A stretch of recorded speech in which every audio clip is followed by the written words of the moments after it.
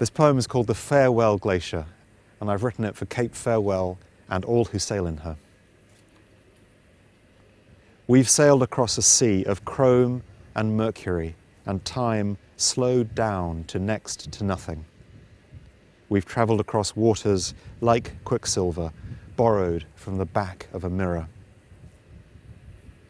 There's no signpost and no car park. We can't stroll hand in hand past a dancing bear or an ice cream kiosk. There's no guardrail or warning sign, no official sponsorship by an international energy company, and no souvenir concession selling postcards of glacial blue and glacial blue t-shirts. There's no hawker crying, "Ladies and gentlemen." There's no grand circle and no red velvet curtain drawn to gasps of astonishment and a standing ovation. There is no fanfare and no drum roll. There is only silence and the static left over in your head. This fabled giant is 10,000 years old. It survives between mountains it has fashioned with its own uncountable tiny hands to show what it can do, given all the time in the world. I don't know what else to tell you. What is it like? That's a difficult question.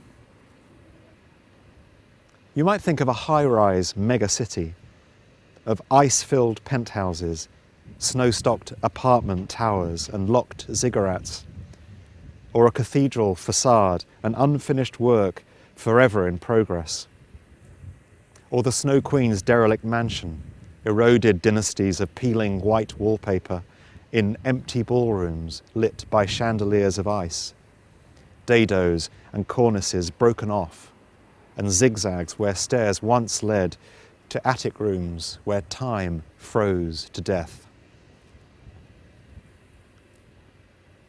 Or perhaps a cold library of snow, where every winter's tale is a long-lost folio of white pages on unnumbered shelves of ice in the crowded stacks, balanced on stacks, receding infinitely back through the centuries.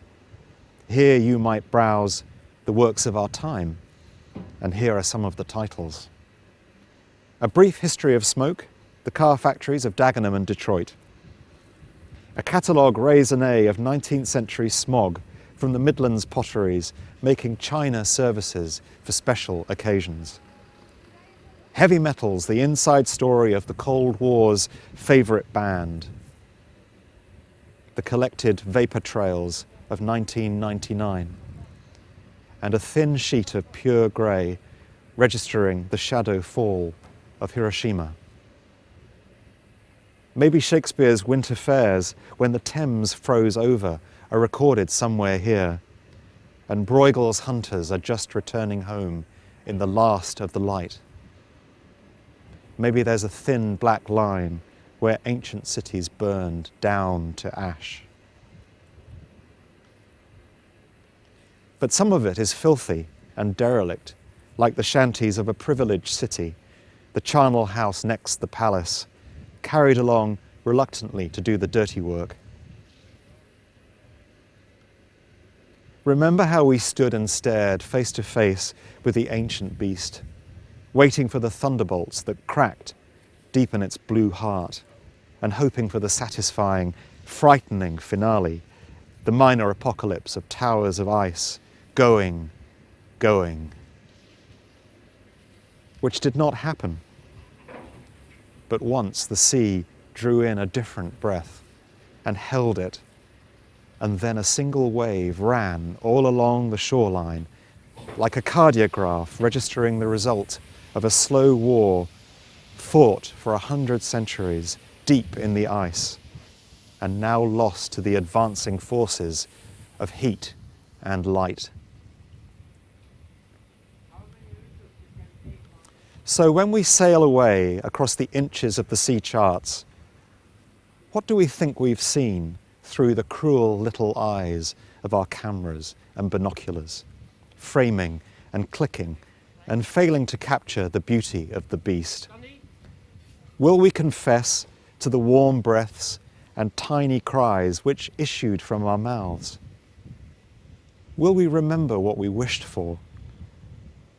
Have we come to our senses?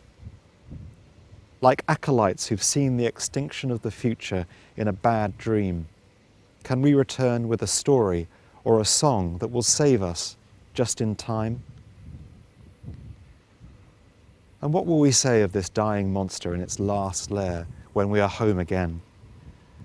Will we understand at last what we tried and failed to make out in the infinite fractures of its great, blind, archaic mirror of lost time was only ourselves? Can we see now we've lived like gods on borrowed time?